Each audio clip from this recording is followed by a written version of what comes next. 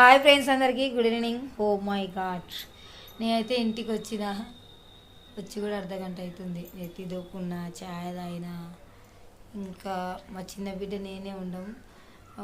ఇలా డాడీ మా పెద్ద బిడ్డ అయితే జాతర పోయినరు. మైలాపురం మల్లన్నాయలు కోట్కే అనుకుంటా. ఇలా అయితే గుడికి పోయినరోళ్ళు. మేము ఇద్దరే ఉన్నాం.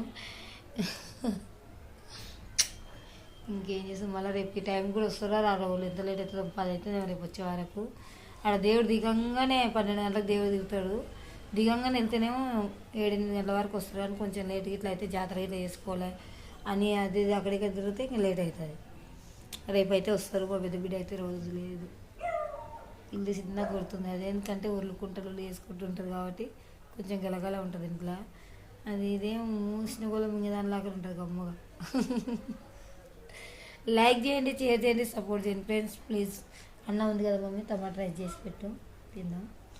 బాయ్. రేపు అయితే మాకు పని ఉంది. బుధవారం పని ఉంటుంది రేపు. మళ్ళీ వేస్తారం శుక్రవారం 2 రోజులు అయితే పని లేదు. రేపు అయితే పని ఉంది, పనికి పోవాల్సింది రేపు. ఎందుకంటే దుకాణం కడిగి మాల అయిపోందాడే, కాంటలు అయిపోందాడే, దుకాణం కడిగి ముగ్గులు వేసి కలర్లు వేయడం.